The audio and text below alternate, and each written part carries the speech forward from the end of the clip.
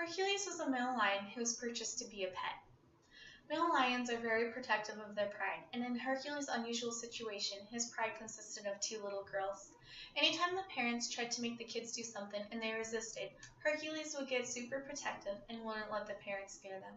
One day, he locked the mom in the bathroom. She had to call animal control, and that's how he ended up at the sanctuary. The human culture is drawn to the beauty of wild and exotic animals. This leads to the domestication, captivation, exhibition, and breeding of them. To begin, I want to define what an exotic pet is. An exotic pet is a rare, unusual animal pet or an animal within households, which is generally thought of as a wild species. When individuals try to domesticate an exotic animal, they are trying to tame it. The Elephant in the Living Room is a documentary that was praised by critics as one of the best films of the year. This film exposes the controversial American subculture of raising wild predators as common household pets and gives informational facts of the exotic animal industry. The exotic animal industry is a $20.5 billion industry, which is barely topped by the sale of guns and drugs. There are around 7.3 million exotic reptiles, 15,000 primates, and 15,000 exotic big cats, all living with private owners in the United States. There are more tigers in captivity in Texas than in the wild in India. There are numerous ways to obtain a variety of exotic animals. The industry has auctions that sell different species. Pennsylvania has one of the biggest exotic snake and reptile auctions on the East Coast. Anyone can purchase these exotic reptiles, including families with little kids. Purchasers who are uneducated can lead to neglect for the animals and harm to the community. Mount Hope, Ohio is a common auction place also. Another way to obtain exotic animals is the Animal Finder's Guide. This is a newspaper classifieds that is there to humanely, profitably, and captively raise wildlife. The founders wanted to create an environment where exotic animal owners can come together and share information.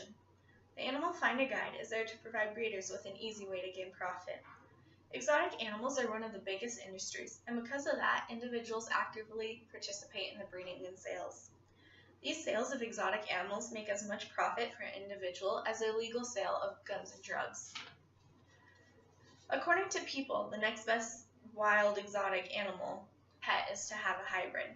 Hybrids are a crossbreed of two different breeds or genera of an animal. Hybrids can have genetic defects, which creates a higher demand of care between surgery and special diets. They have the same physical markings as the wild species that is in them, and for cats this creates a huge market for their fur. There are no vaccines for hybrids, therefore there is no protection against rabies and other diseases. Most of these animals are not suitable to be pets because they still possess certain characteristics of wild animals. They get bigger than people imagine and are more aggressive. It is legal in 9 states to own predatory exotic animals, and 30 states have only some restrictions or permit requirements. There is not an overall law for the ownership of these specific animals, just variations across the United States. States can have total bans, partial bans, permit requirements, or have no requirements or bans. Public health, public safety, and animal welfare have prompted the construction of private possession of exotic animal laws. Introduction of non-native microorganisms can create a disease outbreak within the public, which is a great health risk. There's also the danger of attacks by exotic animals. Not only is public safety and health a concern, but also the well-being of animals. Offenders to these laws can result in their pets being taken away, imprisonment, and fines. One way the public can view wild exotic animals is through a zoo. The Animal Welfare Act describes a zoo as any park, building, cage, enclosure, or other structure or premises in which a live animal or animals are kept for public exhibition or viewing, regardless of compensation. Zoos use concrete, makeshift habitats, glass, moats, iron, and steel to contain their animals. These animals are still sometimes captured in the wild because it is hard for wild animals to breed in captivity. However, there are breeding management programs within zoos. In 1924, the American Association of Zoological Parks and Aquariums was created by 60 zoos. This is a nonprofit organization that is dedicated to the advancement of zoos and aquariums through conservation, education, science, and recreation. This organization currently consists of more than 200 institutions. Because of the transformation of this organization, laws, and regulations, zoos have improved over the years. They have started breeding in captivity and transforming the cages of animals to look more like natural habitats. Not all facilities have to be AZA accredited, but to become accredited, the facilities must undergo a thorough review, a detailed application, and a multiple-day on-site inspection from a team of experts. The history of zoos have been traced back to the private collection of animals owned by royalty of ancient civilizations. They then transformed into zoos where animals were kept in order of scientific classification and the animals were organized taxonomically. Facilities then were changed in the habitats to look more natural. Zoos are now focused more on education and conservation. The future of animals, whether it be survival or extinction, relies on humans. Zoos have started to add zoo geography, distribution of patterns of animals in nature, and of the processes that regulate these distributions. Immersion is another method that has been added. It creates an environment the public feels a part of. Naturalistic scenes immerse the visitors, while realistic scenes function as animal enrichment. They have also added sound to draw the visitors in more. Animal sanctuaries are another opportunity for the public to see exotic animals. However, not all animal sanctuaries are available to the public. Most sanctuaries are nonprofit, though, and rely solely on volunteers and public donations to keep the facilities running. An animal sanctuary is a facility where animals are brought to live and be protected for the rest of their lives. To be classified as a sanctuary, breeding, extorting, or interacting with the animals does not take place. Sanctuaries are there to rescue animals from circuses, zoos, pet breeders, and research. They rescue exotic and domestic animals that are not in ideal conditions. A facility can claim to be a sanctuary. However, some that violate the regulations are called pseudo-sanctuaries, means they're fake sanctuaries. For the safety of the public and the animals, there are laws and regulations that enforce procedures. The Captive Wildlife Safety Act is an amendment that restricts interstate transport of some exotic animals. The USDA, which is the U.S. Department of Agriculture, provides leadership on food, agriculture, natural resources, rural development, nutrition, and related issues based on public policy. Also the best available science and effective management. For animals, the USDA enforces the Animal Welfare Act. This means there are federally established standards of care and treatment that must be provided to certain warm-blooded animals that are exhibited to the public.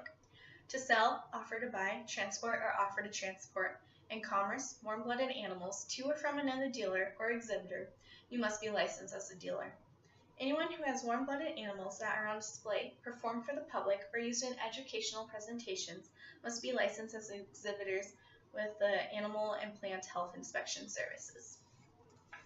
Entertainment is very important to people, from the present to the past. Animals have always been a form of entertainment. However, it has evolved. From the slaughtering of animals in front of crowds to circuses and hunting ranches. Pictures taken with baby exotic cats are an example. The USDA only allows the public a 4-week period to handle baby exotic cats. At 8 weeks, they develop an immune system and can be handled by the public. However, at 12 weeks, they become aggressive and too dangerous for the public. Society is obsessed with cute baby animals, which in return creates a constant breeding to keep the flow of profits coming in. After the period of benefiting the company is over, these animals have undesirable fates. 200 cubs need to be produced each year to keep up with the demand of society. Another example is hunting. Exotic animals go to ranches where they are put inside a fence so hunters are guaranteed a kill. These animals are raised or captured from the wild, from breeders, dealers, auctions, or even zoos and circuses. There are several ways hunters can hunt within these ranches: spot and stalk, safari style, or still hunting. The United States has several locations for hunts, and there are more than 1,000 captive hunts within at least 28 states. There are not any laws prohibiting this activity, especially since most hunts are done on private property. In facilities like SeaWorld, the whales and dolphins are captured or bred and trained to do tricks for the public eye. SeaWorld is a leading theme park and entertainment company. The park used to obtain their killer whales from the wild, but now they have resulted to captive breeding. The American Zoo and Aquarium Association have a species survival plan that SeaWorld has teamed up on. SeaWorld has been able to successfully breed endangered species. The facility does not sell its animals, but it is determined that each killer whale at the facility is worth $15 to $20 million. Killer whales spend their whole lives with their families in the wild and can swim up to 100 miles a day, but in captivity this is not the case. SeaWorld in California has a 5.8 million gallon pool for their 11 whales, and most are separated from their families. In the wild, killer whales can live 30 to 50 years, and the average lifespan in captivity is 9 years. SeaWorld's educational value claims that giving the public the opportunity to observe these animals entertains and educates them. The opportunity to learn about the animals, their ecosystems, and conservation measures is said to be one of the best benefits of zoological parks. These parks expose a world that would be difficult for one to be a part of in the natural environment. Animal training is a way to provide the animals with medical care by avoiding stress. Training has various roles, and another is research. It allows for gathering of scientific information that wouldn't be available with animals in the wild. The training sessions provide physical and mental stimulation for the animals that keep their bodies and minds active.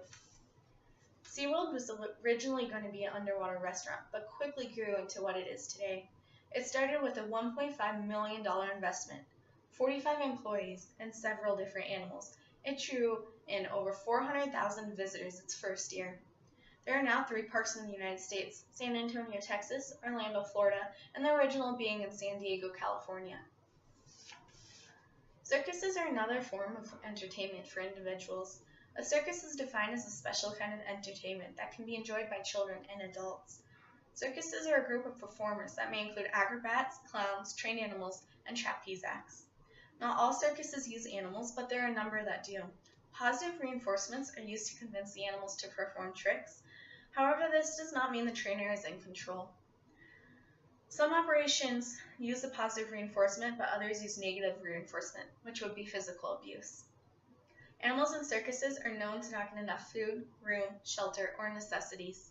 Circuses travel, which means animals are kept in cages on the road. These conditions make it easy for disease to spread and drastic changes in the temperature.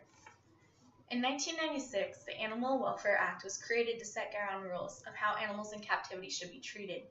This act provides basic care providing food, water, housing, and sanitation for the welfare of animals. Animals that are kept in captivity for their whole life almost always have a physical disorder, such as crooked legs due to the cramped living conditions they have come from. The physical characteristics of animals compels people to purchase these certain animals. This results in ongoing breeding of animals. For example, white tigers are not natural, but because people are fascinated in them, they have become a form of profit. With this unnatural breeding, a lot of white tigers are born with birth defects. Most of them die and are euthanized because of health concerns. This does not just stop at white tigers. It now goes into creating a mixture of other big exotic cats. Ligers and tigers are another example. Society has a mindset about exotic animals due to the context in which they see them, via TV, movies, and social media. The popularity of these animals has an impact on people. This leads the public to the domestication, captivation, and exhibition of these animals.